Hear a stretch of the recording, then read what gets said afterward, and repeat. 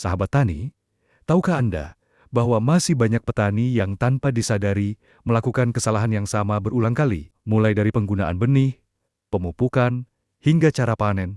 Semuanya bisa berdampak besar pada hasil produksi. Kesalahan kecil yang dianggap sepele justru sering membuat hasil panen tidak maksimal, bahkan merugikan petani sendiri. Pada video kali ini, kita akan membahas tuntas berbagai kesalahan yang kerap dilakukan di lahan padi, agar kita semua bisa belajar bersama dan memperbaiki cara budidaya. Dengan memahami kesalahan ini, diharapkan petani bisa memperoleh hasil panen yang lebih melimpah, efisien, dan berkualitas. Mari kita simak bersama. Sahabat tani, sebelum kita lanjut ke pembahasan, jangan lupa untuk like, komen, share, dan subscribe channel Pertanian Nusantara, agar kami semakin semangat menghadirkan informasi bermanfaat seputar dunia pertanian untuk Anda.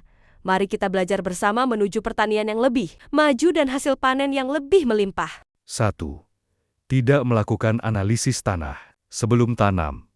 Salah satu kesalahan mendasar yang masih sering dilakukan petani adalah menanam padi tanpa terlebih dahulu melakukan analisis tanah. Padahal, kondisi tanah merupakan faktor utama yang menentukan keberhasilan budidaya. Tanpa analisis, petani tidak mengetahui tingkat kesuburan, pH, maupun kandungan unsur hara yang tersedia di lahan. Akibatnya, pemupukan yang diberikan sering tidak sesuai kebutuhan. Ada lahan yang sebenarnya sudah kaya nitrogen, tetapi tetap diberi urea berlebihan, sehingga tanaman mudah rebah. Sebaliknya, unsur fosfor atau kalium yang justru penting sering terabaikan. Kondisi tanah yang masam atau terlalu basah juga sering tidak diperhatikan, sehingga akar padi kesulitan menyerap hara. Semua ini berdampak pada pertumbuhan tanaman yang tidak maksimal. Hasil panen menurun, bahkan biaya produksi membengkak karena pupuk terbuang sia-sia. Dengan analisis tanah sederhana, menggunakan alat uji tanah cepat, petani sebenarnya bisa mengetahui rekomendasi pemupukan yang tepat sesuai kondisi lahannya, sehingga panen lebih optimal. 2.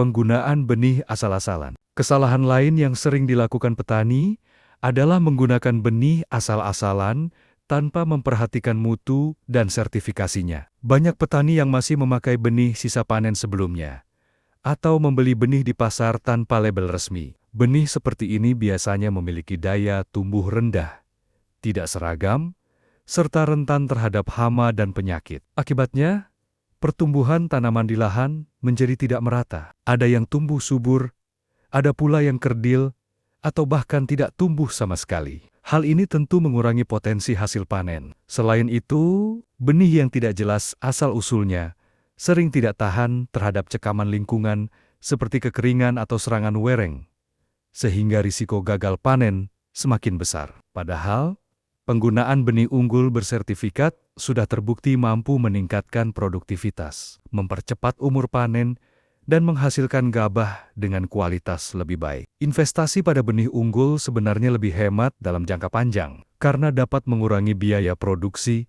sekaligus meningkatkan hasil panen. 3. Pemupukan tidak tepat waktu dan takaran. Pemupukan merupakan salah satu faktor penentu keberhasilan budidaya padi. Namun kesalahan yang kerap terjadi adalah pemberian pupuk tidak sesuai waktu dan takaran yang dibutuhkan tanaman. Banyak petani hanya mengandalkan urea dalam jumlah besar, padahal padi juga memerlukan unsur fosfor panjang dan kalium K agar pertumbuhan akar, batang dan bulir padi lebih optimal. Selain itu, sebagian petani memberikan pupuk sekaligus dalam jumlah banyak pada awal tanam, sehingga tanaman tidak mampu menyerapnya secara maksimal. Akibatnya, pupuk terbuang sia-sia, tercuci oleh air, dan menambah biaya produksi. Sebaliknya, ada pula yang terlambat memberi pupuk saat tanaman memasuki fase kritis, misalnya menjelang pembentukan malai. Kekurangan nutrisi pada fase ini bisa membuat bulir tidak terisi penuh, hasil panen menurun, dan kualitas gabah rendah. Oleh karena itu, pemupukan harus dilakukan secara bertahap sesuai fase pertumbuhan tanaman, dengan dosis seimbang, agar kebutuhan hara terpenuhi, dan hasil panen lebih maksimal. 4. Pengairan yang tidak terkelola dengan baik.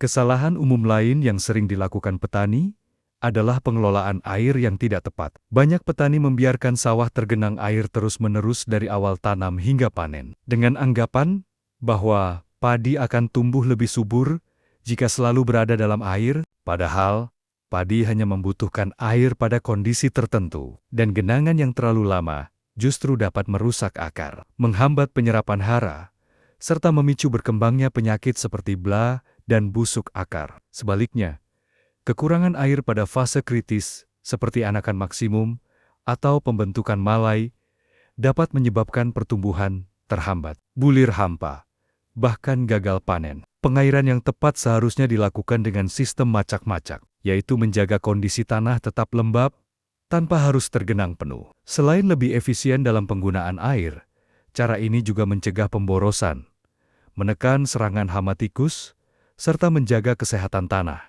Dengan manajemen air yang baik, tanaman padi dapat tumbuh optimal dan hasil panen pun meningkat. 5. Pengendalian hama dan penyakit terlambat. Banyak petani yang baru melakukan pengendalian hama dan penyakit setelah serangan sudah parah. Padahal langkah paling efektif adalah pencegahan sejak dini. Ketika hama seperti woreng, penggerek batang, atau ulat sudah menyerang secara masif, kerusakan tanaman sulit dipulihkan dan potensi hasil panen menurun drastis. Begitu juga dengan penyakit blah atau kresek. Jika dibiarkan tanpa penanganan cepat bisa menyebabkan gagal panen di sebagian besar lahan. Kesalahan ini sering terjadi karena petani kurang melakukan pengamatan rutin di sawah, sehingga gejala awal serangan tidak terdeteksi. Selain itu, penggunaan pestisida sering dilakukan secara asal-asalan, baik dosis maupun jenisnya, sehingga hama menjadi kebal dan musuh alami ikut mati. Idealnya, pengendalian dilakukan dengan prinsip pengendalian hama terpadu PHT, yaitu melalui pemantauan rutin, menjaga keseimbangan ekosistem, serta menggunakan pestisida hanya jika memang diperlukan dan dengan dosis yang tepat. Dengan cara ini, serangan hama dan penyakit bisa ditekan, biaya produksi lebih hemat, dan hasil panen tetap terjaga. 6. Penyiangan gulma yang terabaikan. Salah satu kesalahan yang sering diremehkan petani adalah membiarkan gulma tumbuh terlalu lama di lahan sawah. Padahal, gulma merupakan pesaing utama tanaman padi dalam mendapatkan nutrisi, cahaya matahari, dan air. Jika gulma tidak segera disiangi, maka pertumbuhan padi akan terganggu, tanaman menjadi kerdil, dan hasil panen menurun. Beberapa jenis gulma bahkan lebih cepat tumbuh dibanding padi, sehingga dalam waktu singkat dapat menutupi permukaan sawah. Selain mengganggu pertumbuhan, gulma juga bisa menjadi inang bagi hama dan penyakit, sehingga resiko serangan di lahan semakin tinggi. Banyak petani yang menunda penyiangan karena dianggap pekerjaan berat, padahal penyiangan yang dilakukan tepat waktu justru lebih ringan dan efisien. Saat ini sudah tersedia berbagai cara penyiangan, mulai dari manual dengan tangan atau cangkul, menggunakan alat mekanis, hingga pengendalian kimia dengan herbisida yang sesuai. Dengan pengelolaan gulma yang baik sejak awal, tanaman padi akan tumbuh lebih sehat dan potensi hasil panen pun bisa maksimal. 7.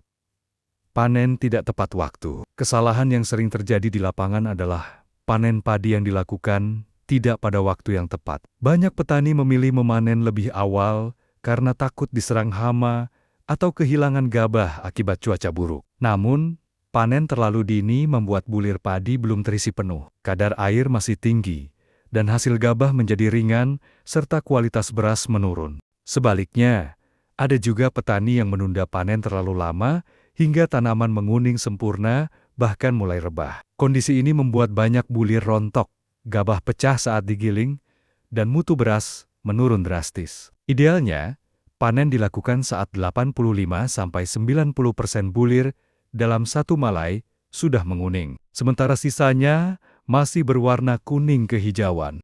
Pada kondisi ini, kadar air gabah berada di kisaran 20–25%, sehingga hasil panen lebih maksimal, kerugian berkurang, dan kualitas beras lebih baik. Dengan disiplin menentukan waktu panen sesuai anjuran, petani dapat memperoleh produktivitas tinggi, sekaligus menjaga mutu hasil panennya. 8. Kurang memanfaatkan teknologi dan informasi baru. Di era modern saat ini, masih banyak petani yang enggan memanfaatkan teknologi dan informasi baru dalam budidaya padi. Mereka cenderung bertahan dengan cara lama yang diwariskan turun-temurun, meskipun hasilnya tidak selalu optimal. Misalnya, masih ada yang menggunakan sistem tanam acak tanpa jarak tanam teratur. Padahal teknologi jajar legowo terbukti mampu meningkatkan hasil panen. Begitu juga dalam penggunaan pupuk dan pestisida. Banyak petani yang hanya mengandalkan pengalaman, bukan berdasarkan rekomendasi hasil uji tanah atau anjuran penyuluh. Akibatnya, biaya produksi tinggi, namun hasil tidak sebanding. Selain itu, petani sering ketinggalan informasi mengenai varietas unggul baru yang lebih tahan hama dan memiliki produktivitas lebih baik. Padahal, akses terhadap teknologi sudah semakin mudah melalui penyuluhan, kelompok tani, hingga media digital. Jika petani mau lebih terbuka, memanfaatkan alat modern, dan mengikuti informasi terbaru, maka hasil panen bisa meningkat, biaya lebih efisien, dan kesejahteraan petani ikut terangkat.